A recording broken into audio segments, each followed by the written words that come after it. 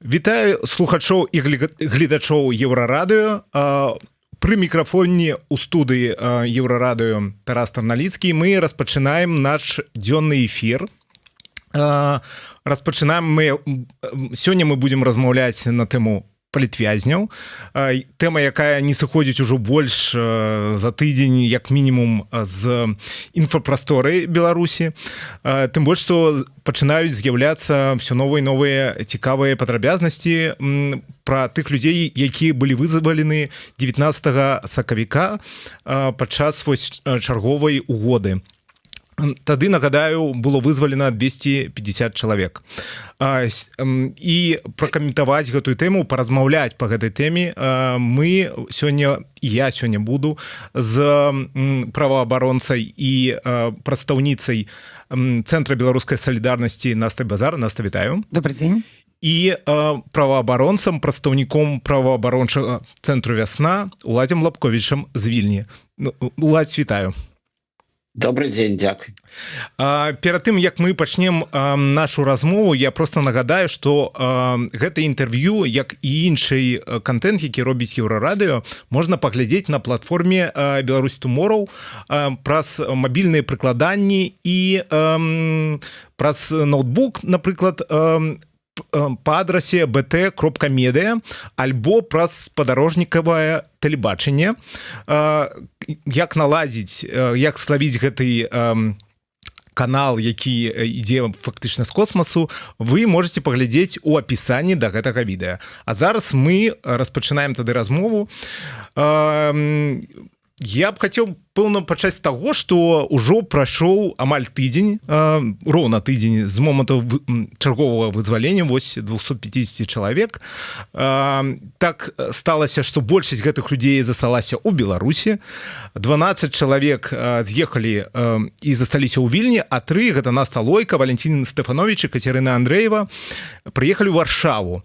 Увогуле, распавядзіце, што вам вядома пра стан гэтых людзей, як яны сябе зараз адчуваюць. Можа, пачнем тады з Уладзя. Што вам вядома? Мы, безумоўна, вельмі радыя тое, што такая вялікая колькасць людзей выйшла на волю, і асабліва нашы калегі, праваабаронцы.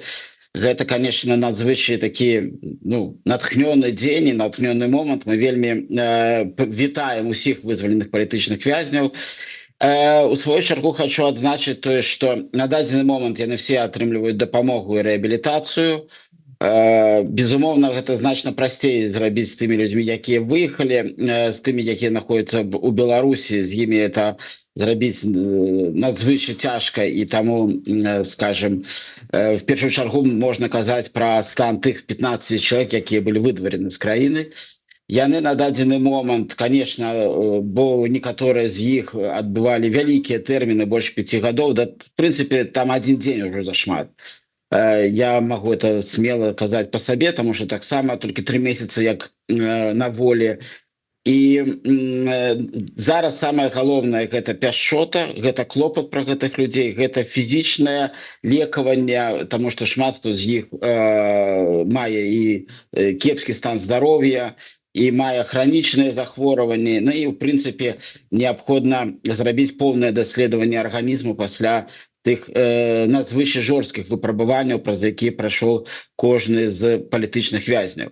Таму зараз, в першую чаргу, гэта здароўе, гэта такая інфармацыйная бяспека, таму што я і па сабе могу сказаць, што вельмі важна, вельмі ашчадна размаўляць з людзьмі, вельмі ашчадна ставіцца да іх перажыванняў, да іх там душэўнага, псіхалагічнага стану, і таму вельмі заклікаю журналістаў таксама з павагай ставіцца да ўсяго гэтага і, можа быць, не прыспешваць нейкія публічныя інтэрв'ю, заявы, вялікія размовы з палітычнымі вязнямі, таму што зараз галоўны спакой, такі сямейны клопат і здароўе.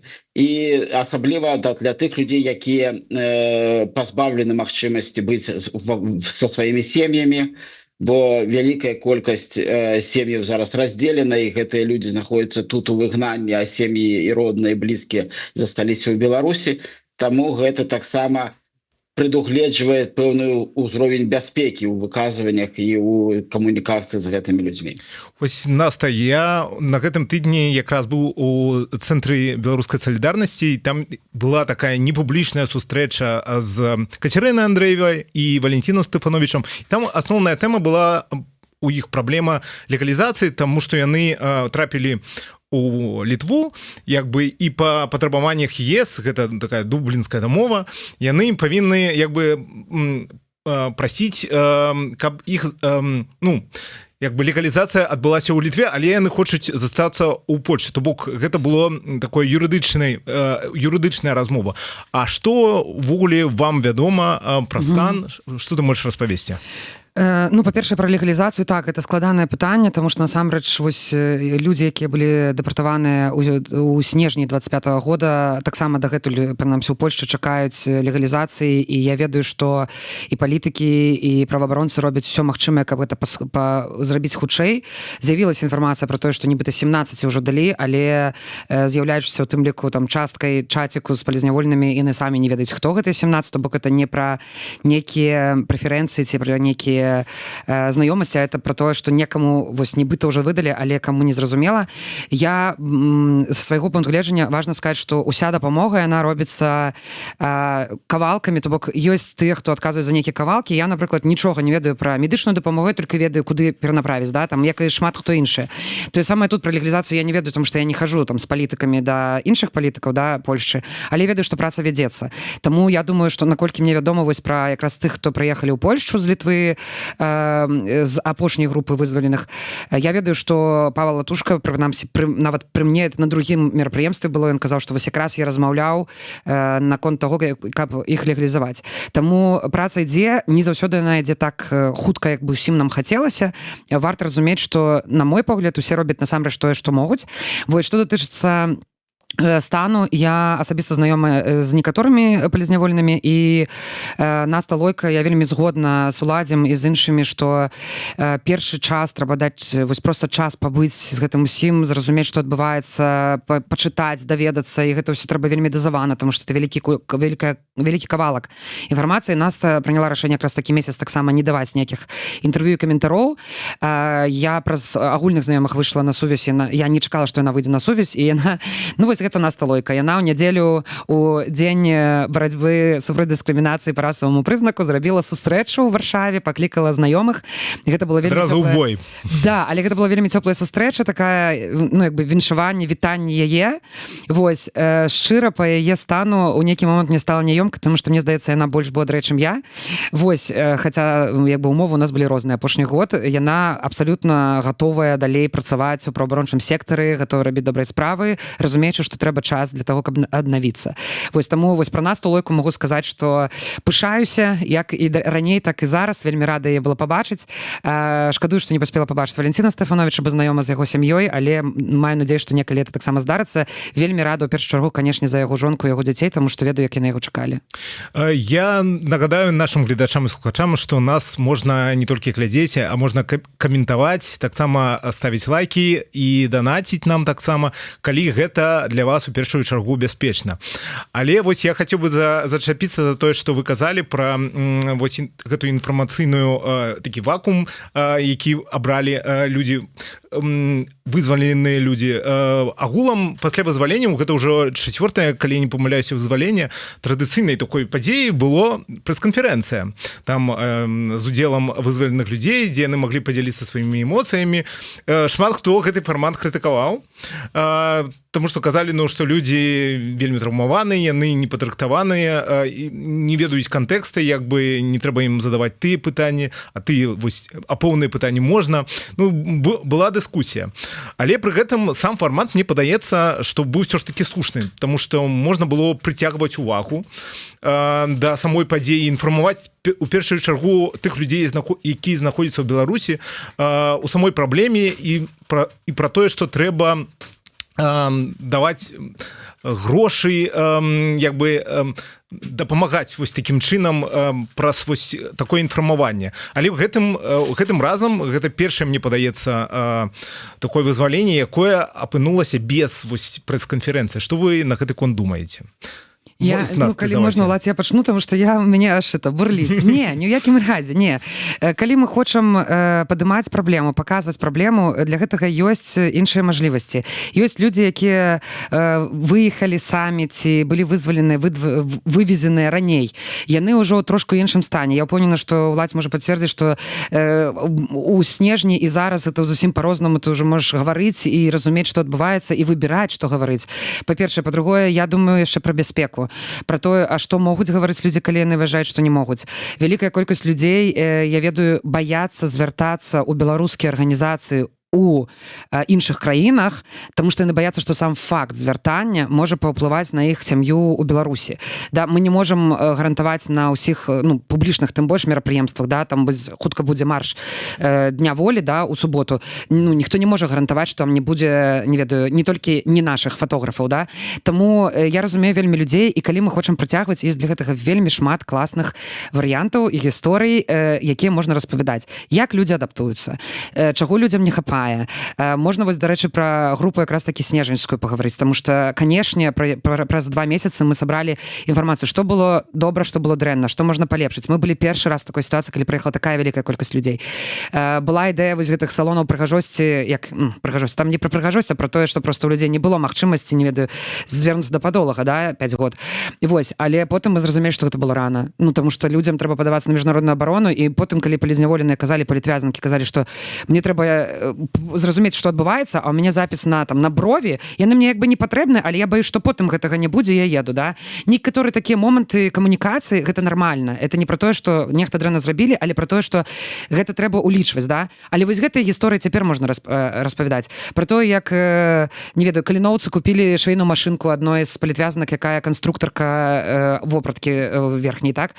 Пра тое, як мы там сабралі ўсе разам адной палітвязанцы на міксер круту был дзень народзіну, а яна пячэ торты, да. Пра тое, як хлопец спытаў проста, ён кажа, ні ў якім разе гэта не замова, раптам у некага ёсць домра, я проста граў некалі, а я напісала, просто мои подписчицы взяли, собраліся, купілі яму домру.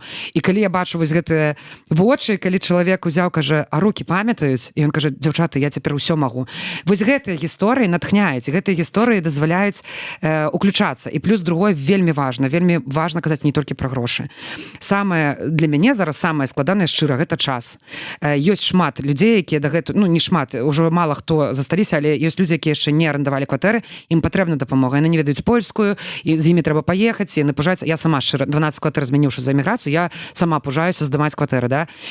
Я вельмі хачу, напрыклад, дапамагчы, вось калі аднаму падапечнаму, свайму падапечнаму я взяла все-таки аднаго падапечнага, я дапамагла, і зрабілі мы гэтую дамову, ўсё, то адной палітвязанцы я вельмі хачу шчыра дапамагчы. У мяне проста няма часу, бо фізічна гэта трэба паўдні. Паехаць на Табаровах гэта паўдні, паехаць у паліклініку з імі гэта паўдні. І тут пытанне ў тым, што гэта, часткова пра грошы, да, бо гэтыя паўдні не працую, і таму мне трэба неяк зрабіць у іншы час. Але я хачу данесці пра тое, што просто увага, просто пабыць побач, просто прыгатаваць ежы. Ежа заўсёды, увогуле, гэта заўсёды працуе. Просто прыедзьце, дапамажыце прыгатаваць ежы, альбо дапамажыце, раскажыце, якія крамы хадзіць, якія апкі лепей заінсталяваць сабе, да. Вось гэта не патрабуе шмат высілкаў, але калі такіх людзей будзе вельмі шмат, і я зараз кажу якраз такі не толькі пра тых, хто ў эміграцыі, я кажу пра тых, хто ў Беларусі. Просто прынесці рэчы дзецям палізняволеных, дапамагчы маці палізняволенага альбо жонцы там з харчаваннем. Гэта тое, што не патрабуе вялікіх затрат, гэта тое, што не патрабуе пісаць заяўкі і шукаць, як перадаць грошы, гэта тое, што кожная могуць зрабіць на месцы. Вось, Улад, вы ж пасля вызвалення ў снежні удзельнічалі ў прэс-канферэнцыі, прынамсі ва ўкраіне, я ее таксама глядзеў. Што вы самі думаеце пра гэты фармат? Ці слушны ён, ці сапраўды лепш ад яго адмовіцца? Я удзельнічаў у прэсавай канферэнцыі ў Чарніхаве, як толькі нас дэпартавалі, і потым у Вільні ўжо праз некалькі дзён, калі офіс Светланы Ціхановскай арганізоўваў прэсавую канферэнцыю. Я лічу, што сённяшні фармат, які мы зараз адпрацаваны з групай, якая вызвалілася тыдзень таму, ён больш слушны, чым вось гэтая прэсавая канферэнцыя. Я абсолютно згоден з тым, што казала спадарня Наста пра ўсе тыя матывы, якія ад прэсавай канферэнцыі адмовіліся.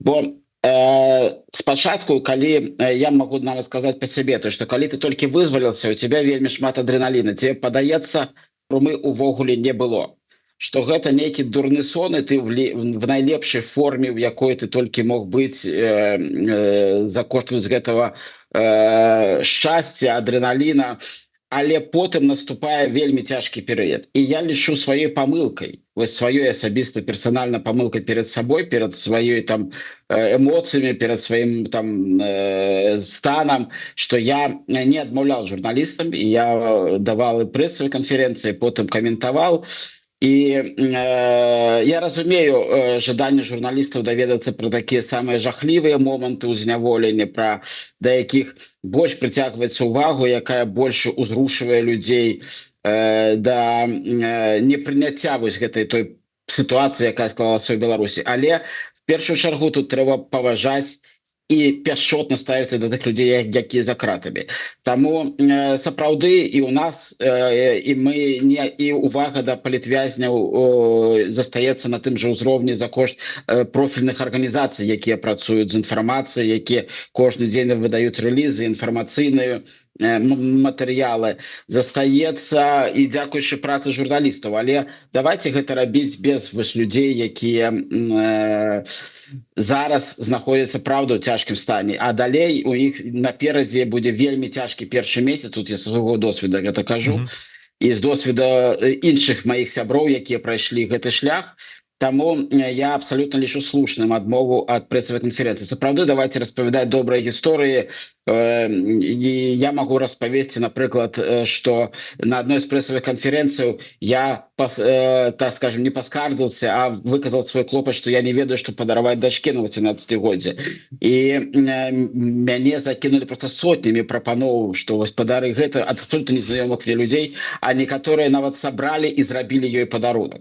І таму я вельмі удзячны гэтай цеплыне, гэтай дабрыне чалавечай. І вось сапраўды давайте вось гэтыя гісторыі распавядаць і давайте вось гэтыя справы рабіць для нашых герояў, якія выйшлі за кратаў. Гэта зараз значна важней, чым чарговы дубль персанальных гісторыяў пра катаванні. Вось я б хацеў тады звярнуцца непасрэдна да нашай асноўнай тэмы, гэта адносна дапамогі і тых умовах, у якіх апынуліся вызваленыя людзі. Вось у мінулую суботу з'явілася вось такая палеміка першая паміж ініцыятывамі. Вось ініцыятыва ружовыя касынкі апублікавалі як бы пост адносна таго, што тыя людзі, якія засталіся ў Беларусі, іх паставілі на такі асобны улік. Гэта значыць, яны апісвалі там, што ім забараняецца там карыстацца сім-картамі, картамі банкаўскімі, і калі будуць, напрыклад, выходныя, то іх могуць на перыяд гэтых выходных садзіць у ічу. Ну, то бок за краты, пакуль свята не скончыцца. Але пры гэтым выйшла там праз 2 гадзіны літаральна іншы пост уже ад іншай ініцыятывы дысідэнты, дзе яны абвяргаюць гэта, і той же самы пост апублікавала інфармацыйная служба вясны, то бок пагадзіўшыся дысідэнтамі. Што вы самі асабіста думаеце, ці будуць для вызваленых людзей сапраўды нейкі такі асобны нагляд? Ці можа рэжым дазволіць сабе на яго пайсці? Вось, Улай, што вы думаеце? Пачнем з вас. Я, конечно, згодны со своими коллегами. Моя позиция такая же, як яна выказана на сайте праваабарончага цэнтра «Весна» нашей командой. І трэба разумець тое, што фактычна людзі знаходзяцца ў небяспецы, бо яны знаходзяцца ў Беларусі, дзе рэжым адназначна рэпрэсіўны і настроены на падаўленне любой грамадскай пазіцыі, актыўнасці, нават вельмі ў бытавым плане. І мы бачым там сотні выпадкаў, на жаль, нават уже 1000 выпадкаў, калі пераслед адбываецца за нейкі нават бытавыя праявы самастойнасці, там іншага погляда. І таму, конечно, кожны чалавек у Беларусі патэнцыйна знаходзіцца ў пагрозе пераследу. Конечно, тыя людзі, якія прайшлі праз затрыманне, праз зняволенне, асабліва тыя, хто знаходзіцца ў спісе так званых спісах экстрэмістаў і тэрарыстаў, яны, конечно, знаходзяцца ў небяспецы. Але казаць пра нейкі юрыдычна аформлены працэсуальны нейкі парадак іншага нагляда не выпадае. Бо абмежаванне і банкаўскіх рахункаў і сувязі яны звязаныя з сітуацыі вакол вось гэта якраз статусу экстрэміста і статусу тэрарыста, а таксама з наяўнасці запазычанасцяў за штрафы ці іншую шкоду, якая была прысуджана судамі у момант прысудаў. Таму хочу сказаць, што давайте сапраўда не нагнетаць сітуацыю, давайте таксама ставіцца да інфармацыі, правяраць яе, і гэта мы, я думаю, якраз значна больш дапаможам тым людзям, якія зараз знаходзяцца ў Беларусі, якія толькі выйшлі з няволення. Таму яшчэ раз просто хочу сказаць, што мае калегі праваабаронцы абгрунтавана і слушна апісалі гэтую сітуацыю. Настаў, у ЦБС ёсць нейкія інсайды на гэты конт? Ну, я, так, дарэчы, мы не амовілі яшчэ важны момант, давай я все-таки буду гаварыць ад сябе, а не давай, ЦБС, потому что трэба таксама разумець, ЦБС стварыўся ў 2020 годзе па патрэбе, якая ў той момант была, і асноўныя накірункі дзейнасці Цэнтра беларускай салідарнасці гэта юрыдычная дапамога і адукацыйная падтрымліваючыя мерапрыемствы, праекты і гэтак далей. Калі вось была група снежаньская, гэта было першы раз, да, мы кожны раз не будзем гатовыя, таму што кожны раз будзе па-новаму, і кожны раз трэба будзе прыдумваць вось па ходу арыентавацца. Таму тады была такая патрэба. Зараз такой патрэбы няма, таму у Цэнтры беларускай салідарнасці застаецца вось гэты пункт прыёма адзёжы, абутку, посуды і так далей. Калі ласка, прыносьце з 9 до 19 кожны дзень акрамя нядзелі. Абавязкова хто-небудзь будзе на месцы, хто гэта пакажа, куды паставіць. Мы это абавязкова потым раскладзем, і не толькі палізняволеныя, якіх вывозяць вялікімі групамі, але тых, хто самі прыязджаюць, і проста беларусы-беларускі ў цяжкім складаным становішчы могуць звярнуцца, прыйсці і нешта сабе ўзяць. Але як такога накірунку гуманітарнай дапамогі палізняволенаму ЦБС больш няма, таму што няма патрэбы, да? Калі б зараз вось гэтых 250 чалавек вывезлі, зразумела, што патрэба была б, калі іх не вывезлі, яны будуць выязджаць, мажліва, нехта будзе выязджаць паступова паасобку, і это будзе ўжо іншая гісторыя і па-іншаму. Таму я не з'яўляюся цяпер Так ты застаешся працаваць у ЦБС ці не? Я думаю, што час пакажа. Мы зараз размаўляем пра накірункі дзейнасці і так далей. Я думаю, што будзе нейкая заява таксама, але зараз не пра гэта, я ў любым разе застаюся. Я ў любым разе застаюся ў гэтай всей сферы дапамогі, таму што для мяне гэта важна. Вось, але калі казаць пра вось гэтую сітуацыю, то это важна было мне сказаць, што я зараз буду казаць все-таки як сама ад сябе, як праваабаронца, як тая, хто у тым ліку таксама камунікуе і з палізняволенымі, якія выйшлі, якіх вывезлі, і з арганізацыямі, якія дапамагаюць. Я пагаварыла пасля гэтага паста, з тымі палітвязанкамі і палітвязнямі, якіх я асабіста ведаю, тыя, хто заставаліся пасля выхаду з калоніі ў Беларусі. Так, канешне, гэта, я згодна з Уладзем, што гэта, не тое самае, што калі б ты не была, не быў, да, палітычным вязнем у Беларусі. Канешне, увагі больш, канешне, ёсць такі увесь час страх, што цябе зноў могуць забраць. Мы ўжо таксама абмяркоўвалі, што наўрад ці наконт сімкі гэта можа быць, таму што якраз такі палізняволены казалі, што сімка гэта першае, што трэба, каб было, таму што яны проста тэлефоняць і правяраюць штодня. Вось, таму я згодна, тут трэба будзе глядзець, як яно далей будзе. Зразумела, што гэта сітуацыя не вельмі добрая, але зноў паўтаруся, чаму я сказала, што кожны раз будзе па-новаму. У верасні вывезлі 50 чалавек, і гэта была новая сітуацыя. Мы не ведалі, як это, калі 50 чалавек выязджае адразу. У снежні гэта было 123 вызваленых, да, большасць выехала, і мы таксама не ведалі, як это будзе адразу. Тое, як мы працавалі з гэтай вялікай групай, да, гэта не тое самае, як мы працуем з людзьмі, якія выязджаюць самі па сабе, да, паасобку. Цяпер новая сітуацыя. Людзей не вывезлі, нібыта это тое, пра што казалі шмат хто, да, што ў людзей павінен быць выбар, але цяпер новыя праблемы. А ці могуць яны выехаць, калі яны захочуць? А ці могуць яны там быць у бяспецы, да? І таму я лічу, што я згодна, што трэба проста збіраць інфармацыю і тут цяпер прымаць рашэнне наконт наступных крокаў, і ніхто не дае гарантыю, што гэтыя ўсе крокі будуць 100% дзейнымі, але мы маем тое, што маем, мы працуем з тым, што мы маем. Пра які, пэўна, такія асноўныя праблемы можна казаць, з якімі палітвязні сутыкаюцца ў Польшы і ў Літве, там што па легалізацыі, інтэграцыі, працаўладкаванню, вось ты ўжо там пачала пра гэта казаць, можна нешта сфармуляваць, можа давай працягнем гэты. Канешне, ўсім першую чаргу патрэбна легалізацыя. Канешне, гэта тое, пра што яны кажуць, і пра тое, каб пабачыцца з роднымі. Гэта, канешне, праблема, якую, паўтаруся, па маім назіранням, насамрэч намагаюцца вырашыць. Гэта не пра тое, што усім напляваць, і вот тут сядзіце, чакайце, да? І гэта праблема, таму што людзі чакаюць дазволу на працу, што мяне вельмі уразіла і вельмі натхняе гэта тое, што якраз такі вось гэта снежаньская вялікая група людзей, велізарная колькасць, яны хочуць працаваць, чакаюць. Я трошку рада, што так ёсць час, каб яны трошку прыйшлі ў сябе, але тым не менш я ведаю людзей, якія ўжо знайшлі курсы перакваліфікацыі, каб за гэты час, пакуль яны не могуць працаваць, яны маглі там, не ведаю, навучыцца у Польшы на нешта, так? Цэнтр беларускай салідарнасці арганізавалі для палізняволеных курсы польскай мовы, што таксама для мяне лічу вельмі важным, таму што я ведаю вялікую колькасць людзей, якія выехалі нават 5 год назад, і дагэтуль не тое, каб надта вучыць польскую мову, з аднаго боку не тое, каб яна патрэбна, калі асабліва ты працуеш у беларускім баблі, але мы живем у Польшчы, да, яна патрэбна. Вось, таму асноўная, канешне, гэта легалізацыя праца.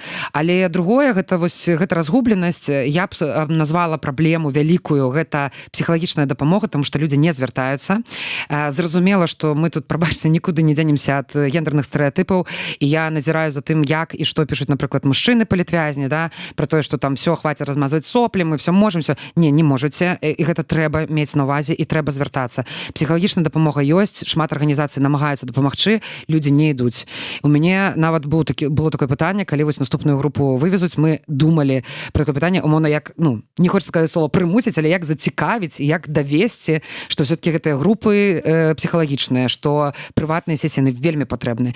Мы людзі, мы не роботы, і як бы з такім вопытам, і з вопытам эміграцыі, з вопытам, не ведаю, страты блізкіх дыстанцыйных пахаванняў і гэтым усім, потому што гэта тое, што я недавно прайшла, з вопытам палітычнага зняволення, гэта ненармальная сітуацыя для псіхікі чалавечай. Таму, калі ласка, звяртайцеся да псіхолагаў, у гэтым няма нічога такога зняважлівага. Гэта пра тое, каб падтрымаць сябе, каб трошку больш быць як бы крэпкімі, да? Што датычыцца, што варта, што не варта, таксама я паўтаруся, што мы, канешне, сабралі інфармацыю, зрабілі такі працу над памылкамі, таму што не было амоўлена, а што мы вам дадзім. Было вось гэта, столькі людзей, давайце ўсё, давайце збіраць на ўсё грошы, давайце ўсё купляць, давайце ўсё, і потым людзі трошку губляліся, а яшчэ таксама можна ці ўжо не. І я таксама ў гэтую палапку патрапіла, тому што я пісала ў сваіх соцсетках, людзі вельмі адгукаліся, там набывалі тое, што трэба, а потым у нейкі момант, і людзі замарыліся, да, і час прайшоў, а палізняволеныя чакаюць далей, тому што не было вось гэтай канкрэтыкі, таму мы таксама як бы вызначыліся з такім спісам неабходнага мінімума, які мы будзем старацца даць кожнаму і кожнай, да, але не вось гэта, што давайте ўсё, плюс, канешне, трэба вельмі заўсёды мець на увазе вось гэтую момант суб'ектнасці, не забіраць яго, тому што за гэтым клопатам, на жаль, часта ёсць незаўважная такая праблема, што мы забіраем адказнасць за людзей, і потым людзі як бы і не надта хочуць, да, а ўлічваючы стан, траўматычны стан, давайте называць свае рэчы сваімі імёнамі, людзі не хочуць як бы забіраць сабе назад гэтую адказнасць, да, і адсюль пачынаюцца спрэчкі, пачынаюцца не зусім добрыя сітуацыі, пачынаюцца званкі ў 7:30 раніцы альбо ў 9 вечара, знайдзі нам нашы прадукты, нам не прывезлі, позвони срочно в Ашан, срочно в 9 вечера, нам не привезли. Вось, пачынаецца, зачем многословить нас-то, если ты ничего не можешь сделать.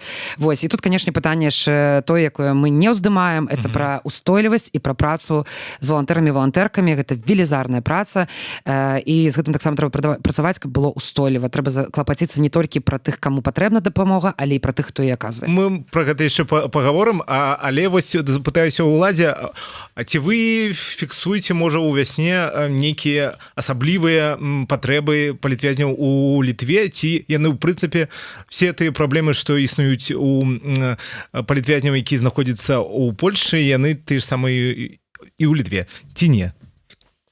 Не, праблемы вельмі падобныя, бо прававая сітуацыя в Літве і в Польшы аднолькавая.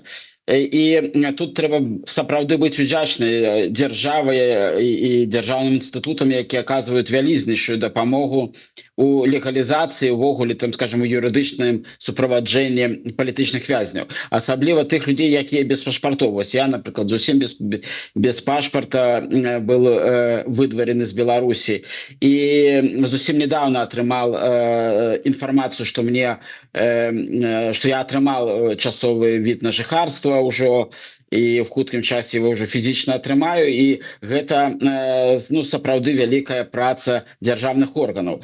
І тут я карыстаюсь магчымасцю, хочу сказаць дзякуй всім, хто займаецца вось такой працай. І, конечно, я абсолютно згодны з тымі выклікамі і праблемамі, пра якія Наста казала ў дачыненні да палітычных вязняў. І са свайго боку хочу таксама можа крыху дапамагчы, каб людзі звярталіся па псіхалагічную дапамогу. Я карыстаюсь псіхалагічнай дапамогай, і мне ад гэтага не сорамна, я гэта смела магу казаць, і яна сапраўды мне дапамагае, пры тым, што мне значна прасцей, чым шмат як каму, таму што я прыехал да сваёй сям'і, я адразу апынуўся у коле сваёй сям'і, са сваёй жонкай, са сваімі дзецьмі, і таму гэта, конечно, стварае значна вышэйшы псіхалагічны ўзровень камфорту і абароненасці, які я адчуваю, але я все роўна карыстаюсь такой дапамогай, а шмат людзей, у якіх сем'і раздзелены, я ўяўляю, наколькі ім цяжка, і тут, праўда, саромецца і быць сціплым таксама няма чаго. Але я яшчэ раз скажу тое, што, конечно, вялікі дзякуй всёй тым камандам валантэраў, якія ментарам, якія дапамагаюць палітычным вязням, якія клапоцяцца аб іх, кожны дзень, кожную секунду вырашаюць пэўныя праблемы бытавыя, медыцынскія, фізічная арыентацыя па горадзе, і гэта, конечно, вялізнейшая праца, і за гэта можна сказаць толькі вялікі дзякуй, і добра, што гэта сістэма ўжо працуе, ёсць і мае пэўны досвед, таму што будем спадзявацца, што в вельмі хуткім часе у нас будуць новыя выклікі, што у нас будзе з'яўляцца все больш і больш вызваленых палітычных вязняў. Уладзь, як вам падаецца, якая магчыма дапамога ва ўмовах, калі людзі, зразумела, што частка людзей знаходзіцца у замежжы, і з гэтым больш-менш зразумела, мы зараз прагаварылі, але вось тыя людзі, якія знаходзяцца ў Беларусі, якая дапамога магчыма там, як яе можна рабіць в умовах, калі рэжым ўсё ж такі пільнуе за тым, каб гэтая дапамога не даходзіла да адрасатаў? Як вам гэта бачыцца? Цяжкае пытанне па двух прычынах, потому што сапраўды дапамагчы людзям значна складаней, чым тым, якія выехалі, а другое цяжкае пытанне, што пра гэта казаць увогуле не варта. Таму што нам трэба в першую чаргу клапаціцца пра бяспеку гэтых людзей, каб гэты жахлівейшы досвед зняволення для іх больш ніколі не паўтарыўся. Таму, але тое, пра што ўжо і Наста казала, аб тым, што вельмі важна проста быць з імі побач. Прыходзіць дадому, выгульваць сабаку, сачыць, каб у іх не апускаліся рукі, каб не нахлынавала адзінота і адчай. Вось такая псіхалагічная дапамога, каб вакол было шмат новых і старых сяброў. Гэта вельмі важна, і гэта зараз асноўнае, пра што можна казаць і агучваць для того, каб таксама зберагчы гэтых людзей ад жахлівейшых выпрабаванняў, якімі, таму што пагроза такой сітуацыі в Беларусі застаецца. А ты, Наста, ці бачыш ты вось гэтыя шляхі дапамогі? Я за 5 год у гэтай всей сферы ведаю, што такія шляхі нібыта былі, ці ёсць, зараз я не ведаю, я прынцыпова туды не лезу, шчыра табе скажу. Я восенню 2020 года бачучы на сваіх вачах, скажем так, у прамым эфіры, будучы ў чаціку, з якога людзі збіраліся, і бачачы, як іх затрымліваюць, прыняла рашэнне, што я не буду нічога раіць і даваць нейкіх саветаў людзям, якія знаходзяцца ўнутры Беларусі. Усё, што я магу, это толькі падтрымаць, асабліва калі людзі выязджаюць. Я ўсё-такі лічу, што гэта больш мэтаздольна, але дзякую усім, канешне, хто працягвае нешта рабіць. Я вельмі згодна з Уладзем. Мы гаворым увесь час пра нейкія велізарныя рэчы, пра нейкія фонды, грошы, хто іх як падзялілі, не падзялілі, шукаем нейкіх падаплёкаў. Давайте пачнем сябе проста спытаць, ты як? хотя некаторых просяць не казаць якраз таки ты як, да, просто сказаць я побач, што зрабіць, заварыць гарбату, паднесці торбу, гэта такія простыя рэчы, з якіх усё пачынаецца. Я хацеў бы тады трошкі адысціся ад дапамогі палітвязняў і паразмаўляць пра вось асяродак праваабаронча актывісткі. Вось у нас учора літаральна выйшла тэкст на сайце Еўрарадыё пра палітвязня Эрванда Мартиросяна. Там цікавая гісторыя, а адносна гэта палітвязень, які выйшаў у снежні. Ён, акрамя таго, што ён сядзеў, ён быў палітычным за абразу Лукашэнкі, як бы сеў, але пры гэтым раней ён сядзеў таксама ў турме. Сам ён, калі не памыляюся, сам ён этнічны армянін, але грамадзянства ў яго, не ведаю, ці то беларускае, ці то армянскае, ну, не ў гэтым суть. Мне стала цікавы такі момант, які ў тэксце у нас не адлюстраваны, але ён, мне падаецца, вельмі слушны, пра які пісала Вераніка з ініцыятывы «Вольныя», адносна таго, што там нейкая іншая актывістка узяла яго тэлефон, увяла як бы даныя гэтай іншай актывісткі і пісала ёй як бы ад асобы вось Мартиросяна. Мне як бы не цікава як бы абмеркаванне гэтага самого кейса, мне цікава ўвогуле зразумець, наколькі у тое, што адбываецца ў кулуарах вось гэтай актывісцкай супольнасці, ну, як бы, наколькі гэта таксічны асяродак, таму што я сам ужо пра сваю працу, паколькі пісаў артыкулы адносна палітвязняў і дапамогі палітвязняў, сутыкаўся з абразамі ў свой бок, калі проста рабіў сваю працу.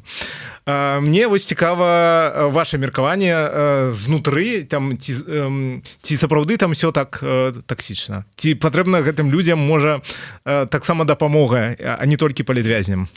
Калі можна, я тады пачну так, патрэбна. Я лічу, што патрэбна, давай тады таксама будзем назваць усё як ёсць, каб не было вось там дадумак, як далей ты сказаў, што Вераніка з ініцыятывы «Вольная» пісала, і я хочу сказаць, што так, якраз такі ініцыятыва «Вольная» займаецца тым, што як бы набіраюць каманду ментараў-ментарак, якіх яны потым як бы даюць палітзняволеным, якія выходзяць. Да, яны рабілі гэта да гэтай групы, яны рабілі зараз. Зразумела, што з наплывам такім вялікім трэба было больш людзей. Зразумела, што часам ёсць, што адзін ментар на некалькі палітзняволеных. Часам ёсць не супадзенне ў камунікацыі. Гэта ўсё ўсё зразумела, але гэта праца ёсць, і эта праца ідзе.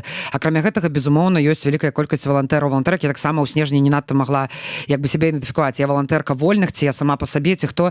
У нейкі момант я просто зразумела, што мне гэта не важна. Я буду ў кантакце з усімі, тому што я хачу дапамагаць. Што тут мэта з'яўляецца, да?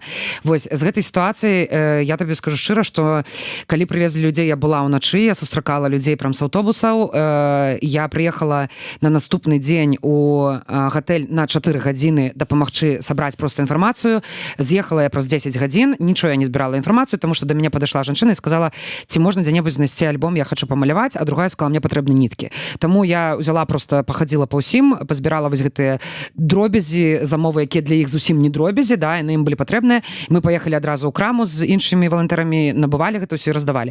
І я тады для сябе вырашыла, што я больш у гатэль не езджу. Я шчыра скажу. Просто таму што я разумела, што на той момант майго стану эмацыйнага недастаткова, каб вытрымаць вось гэта ўсё. Я ёсць што рабіць дыстанцыйна, я займалася дыстанцыйна. Потым я праз некалькі дзён яшчэ прыязджала у гатэль, ну, некалькі разоў я прыязджала, але вось тое, што зрабілі, напрыклад, валантэркі і валантэркі, якія былі першыя суткі просто цэлымі днямі ў гатэлі, ну, гэта велізарная праца, і гэта велізарная нагрузка эмацыйная. Таму, безумоўна, трэба займацца тымі, хто дапамагае. Плюс тое, што робіць ініцыятыва «Вольная», я вельмі ўдзячна, это вельмі класная ідэя і гэтак далей, але не да іх абсалютна прэтэнзія, а прэтэнзія ў бок агулам нашага грамадства, якое і так лье ўвесь час на НДА-сектар. Я асабіста маё меркаванне, гэта павінна быць праца, гэта не павінна быць валантэрства. Калі ты працуеш, тое, што я казала раней, да, табе трэба час фізічна патраціць, каб паехаць да чалавека ці з чалавекам. Табе трэба быць увесь час на сувязі. Паўтаруся, людзі тэлефоняць у 7:30 раніцы, чаму закрыта Табарова? А чаму закрыта Табарова? Чалавек, ну, званіць падапечнай ментарцы, яна спіць. І яна кажа, прабач, ну, типа, я пасплю, да, там ёсць расклад прямо на дзвярах, а ён кажа, ну, вось, мне здаецца, прабачце, я хочу такую цішотку зрабіць. І ён кажа, прабач, я думаю, я просто не думаю, што ты спіш асоба. І вось гэта фраза, я не думаю, што спеша асоба. Я разумею людзей, у якім на стане. Я паўтруся, да, там я калі атрымала паведамленне, зачем многословіць, я просто абсолютно без эмоцый взяла, пералістала ўсю нашу перапіску, зразумела, колькі я для гэтых людзей зрабіла, і такая, все нормально, чалавек просто в такім стане, да. Калі б я была ў менш там крэпкім эмацыйным стане, конечно, мяне б гэта вельмі раззлавала, там, альбо вынесла і так далей. Таму я лічу, што клапаціцца пра людзей, якія дапамагаюць, трэба. Тое, што адбылося з Мартірасянам, гэта недобрая сітуацыя, і я, напрыклад, да гэтай групы, шчыра скажу, не думала увогуле пра залежнасці. І у гэтай групе аказалася, што толькі зараз пачалі агулам выходзіць інфармацыі і пачалі казаць пра тое, што людзі, якія ніколі не пілі, не ўжывалі, пасля калоніі пачынаюць піць і ўжываць. І гэта той фокус увагі, на які таксама нам трэба звярнуць увагу. І, дарэчы, тое, што, я не ведаю, ці пісала пра гэта Вераніка, яму быў аплачаны рэхаб, у які ён не даехаў. Ну так, там было. То бок, все-таки былі дзеянні. Ці ўсё было добра, ці ўсё было правильно зроблена, ці мела рацыю актывістка, якая прыехала, яго забрала з лагеря. Ну, я б не ўзяла на сябе такую адказнасць шчыра. Я не згодна з гэтым, да? Ці можна яе вінаваць тым, што яна хацела як лепей? Не. Ці дастаткова яе кампетэнцыі як у менавіта сацыяльнай працаўніцы? Наўрад ці, да? Як і ў мяне, як і ў шмат каго. Гэта адукацыя і гэта праца. Я лічу, што толькі калі так будзе, не кажучы ўжо пра тое, што павінны быць псіхалагічныя групы для людзей, якія могуць прыйсці і сказаць, хаця б у нейкай прасторы, я замарылася, да, таму што нельга ж так казаць, што мне надаелі палітзаключёныя. Ты ж не скажаш так публічна, да? Але трэба нейкую прастору, дзе сказаць, я просто замарылася. Гэта тыя выклікі, з якімі далей трэба будзе працаваць. Уладзь, а у вас, як бы ў праваабарончым цэнтры, ці назіраеце вы вось гэтую стомленасць матэрыяла актывісцкага адносна вось працы з такой складанай тэмай, як палітвязні? Я ўвогуле ў захапленні ад тых людзей, якія займаюцца гуманітарнай дапамогай, якія з'яўляюцца ментарамі палітвязняў і палітвязанак. Я б не змог. Я 30 гадоў ужо ў грамадскай дзейнасці, амаль што і рознае бачыў, но маіх там здольнасцяў, маіх эмоцый на гэта не хапае. Таму я вельмі удзячны тым людзям, якія аказваюць дапамогу. Праваабарончым цэнтры «Весна» заўсёды мы любілі і паважалі адзін аднаго і выступалі за нашу моцную каманду. Таму мы перажылі столькі удараў па сваёй арганізацыі, і яна ад гэтага ніколі не станавілася слабейшая ці была пад пагрозай знішчэння. Гэта кажа аб тым духу, які існуе. І таму я цалкам згоден, што казала Наста.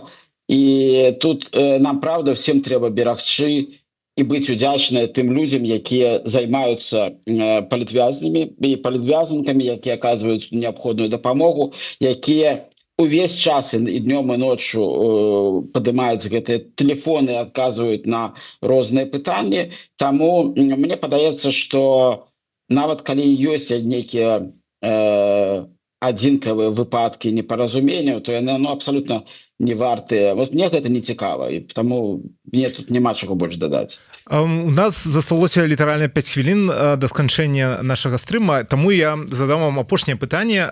Можаце адказаць, як атрымаецца, коротка ці разгорнута, што вы думаеце, ці скончыцца ўсё ж такі ў гэтым годзе вось гэтая дамова, гэты гандаль паміж Трампам і Лукашэнкам, і ці выйдуць усе тыя 900 чалавек, якія зараз знаходзяцца за кратамі на волю, пры тым, што як бы працэс з'яўлення новых палітвязняў ён адбываецца. Вось зараз літаральна некалькі дзён таму было аб'яўлена пра 9 новых палітвязняў у Беларусі. Што вы думаеце, ці скончыцца гэты працэс ўсё ж такі ў гэтым годзе, ці ён будзе працягвацца, пакуль ўсё ж такі Трамп не сыдзе з пасады прэзідэнта Злучаных Штатаў?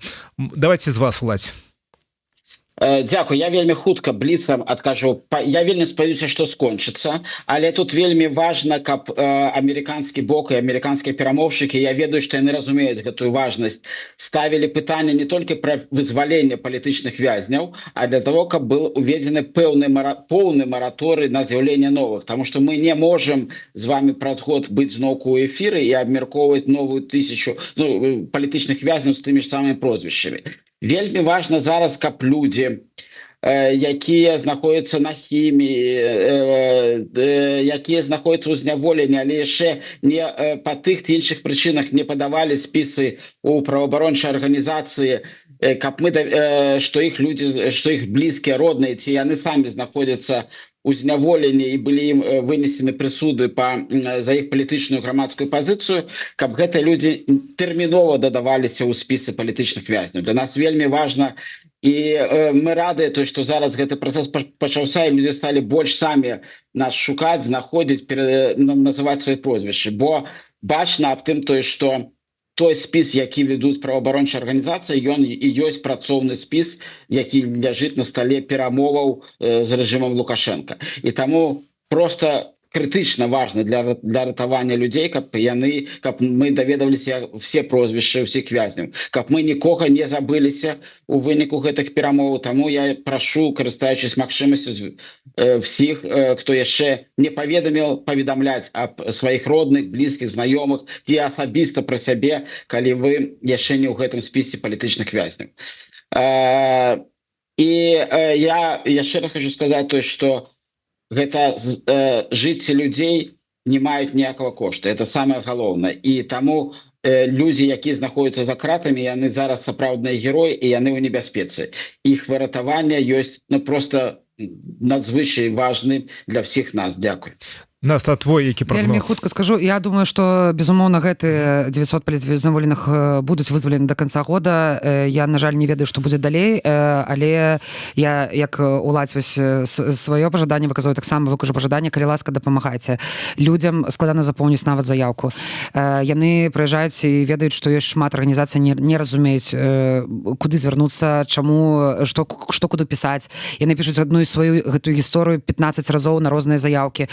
Просто сесці, ведаеце, што ёсць арганізацыі, які дапамагаюць. Можна прыйсці ў ЦБС, можна напісаць у вольныя абавязкова, у дысідэнт. Усе аднаго ведаюць. Ружовыя касынкі, аб'яднанне палітвязанак ёсць цудоўнае, створанае самімі палітвязанкамі, якія былі менавіта ў калоніі, палітзакмі. Гэтыя ўсе арганізацыі, гэта не проста слова, яны насамрэч працуюць, да іх можна звярнуцца, абавязкова перанакіруюць і дапамогуць. Таму, калі ласка, не заставайце сам на сам, і калі ласка, давайце будзем трошку цяплейшымі адно да аднаго. Дзякую вам тады, сябры, за нашу размову. Мы сёння размаўлялі пра праблемы, з якімі сутыкаюцца вызваленыя палітвязні і тыя палітвязні, якія знаходзяцца як у Беларусі, так і у эміграцыі, з прадстаўніцай Цэнтра беларускай салідарнасці, з ЦБС, Настай Базар, і з прадстаўніком праваабарончага цэнтра «Вясна», які знаходзіцца ў Літве, Уладзем Лапковічам. Дзякуй, сябры, за размову. Дякую. Я толькі нагадаю нашим гледачам, каб вы не пераключаліся, у нас наступным будзе відэа «Ідэя X» з Ігорам Івановым. Гэта галоўны рэдактар выдання «Скрына Прэс». Таму не пераключайцеся і да сустрэчы.